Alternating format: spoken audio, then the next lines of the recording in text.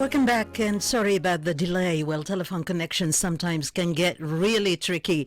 Dr. Basma Makhlouf Shabou, welcome, and we are so sorry about all this. Hello? Hi, hello, how are you? Fine, how are you? Hello. Hi.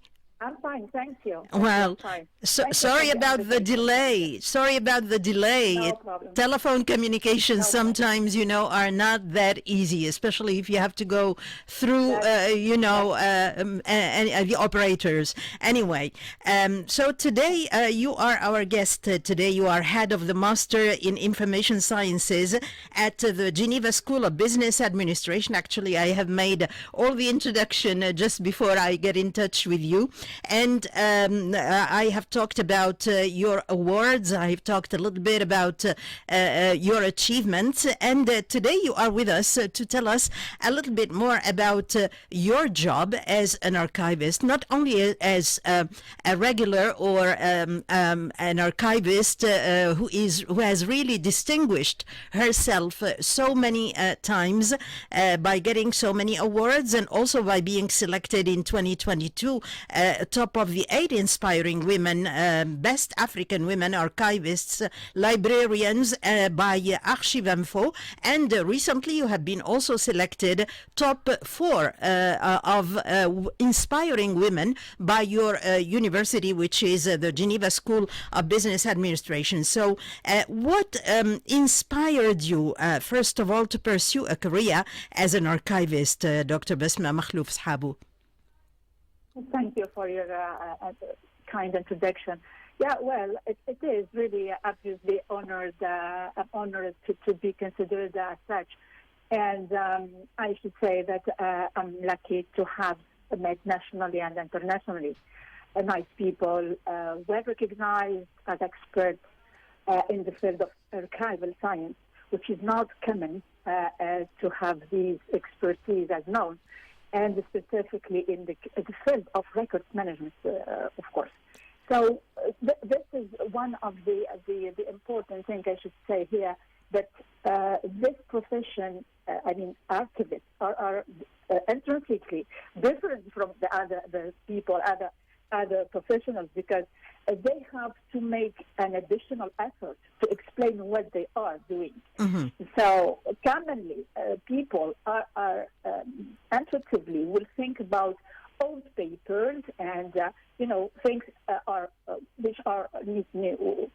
They have to go to the garbage, which is not at all the field and the perimeter of this field. Right. Well, the archival management is dealing with a lot of challenging things, and it is related to the transparency and the democracy of the information also. Mm-hmm. Okay, so let's try to understand a little bit more about this profession. So how do you select which material to include in an archive, first of all? Oh, yes. Well, the work needs to be done at the beginning, I should say from the moment they are created. Current archives are evaluated. Mm-hmm. By evaluation, I mean the appraisal of archives, which is a huge function and fundamental function in our field. Current archives are evaluated, and their life and the entire life cycle is predefined before the intensive use and uses of the information.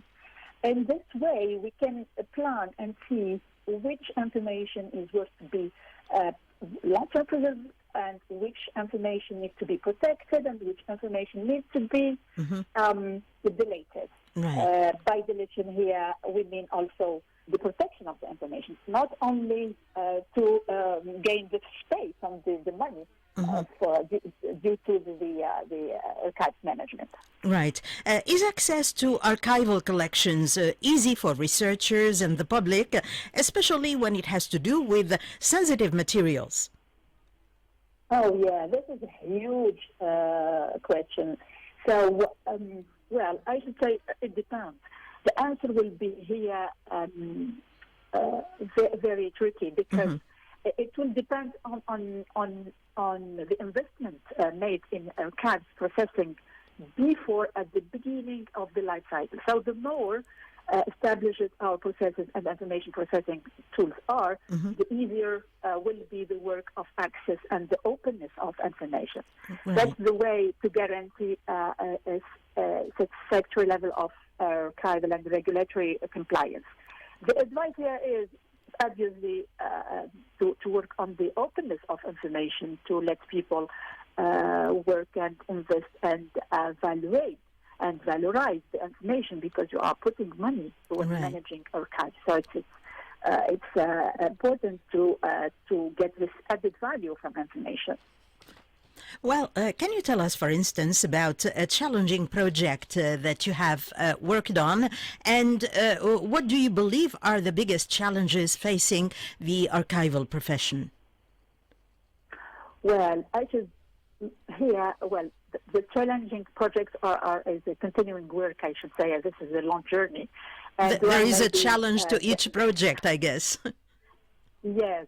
So maybe the research, scientific research in this field is really very challenging aspect in our work. And it is not easy work to convince fundings and the provider of fundings to invest in this field when it comes to the scientific research. This is one. And the other point, specifically, one of the challenging projects I've faced maybe the creation of the Archilab, which is one of the first achievements in the field in Switzerland.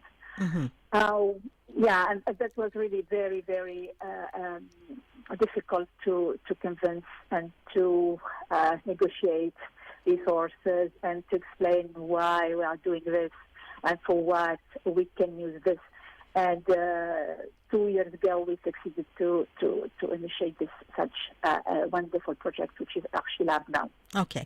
How do you handle sensitive or confidential information, especially when you work with different countries and different cultures? So there is maybe, one way to look at archives depending on the country or the culture where you are, right? Yeah, well, the openness of the documents and the records depends first on the regulations and the law, laws specifically in this field, and generally in the administration, and But which is important to know is that the records management is the fundamental profession that is very useful and helpful for that, because since the creation and from the beginning of the creation of information, we need to tag it properly as open or not.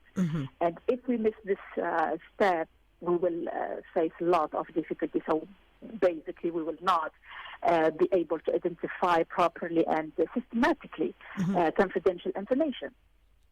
Right. According to you, what are the most reliable preservation formats for archives? Is it the physical or the digital one, or does it depend on the material to be archived itself? Well, this is an existential question, but regardless of whether the medium is paper or digital, the main condition to confirm and to certify the trustworthiness of the medium or the information, we need first to specify and to identify and to examine the main conditions for the preservation and how the information and documents and records and their context are kept. If you keep based on the experience, on the human experience, we will answer systematically the paper. But if the paper is based on non-asset and very non-asset paper and non-controlled and controlled conditions and very vulnerable conditions, we will say no, definitely not. The paper is not better. Well, the point with the digital is that will be very energy consuming and what is behind this, and Right. the fundamental questions are still open. Right. Well, you go to my next question, which is whether going digital in archives or in archive preservation, whether it is environment friendly. Oh, in both cases, we need to specify. If you don't know, well, the problem here today, till now, we don't have a specific metrics and very reliable metrics to measure the impact of the paper and the impact of the digital. Right. The digital is going to be better measurable in comparing with the paper, but we still have to develop research on this. Actually, we have a current project, a scientific project, on how to measure the impact of the environmental costs of the life cycle processes and archiving of the documents. Well, if I may ask you the question about Tunisia, because part of your professional career was here in Tunis, of course, in Tunisia at the Institut de Documentation in Manouba. What kind of archives do we have here in our country? Which format do we have? Which is the most popular one? Yes. Well, I should say that I did my background in Tunisia, specifically if we can say a few words. We have a very high quality educational institutions such as you mentioned the l'Institut supérieur de documentation, which is well placed in international level and Africa specifically.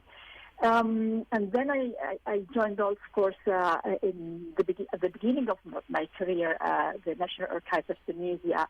That was another school, of course.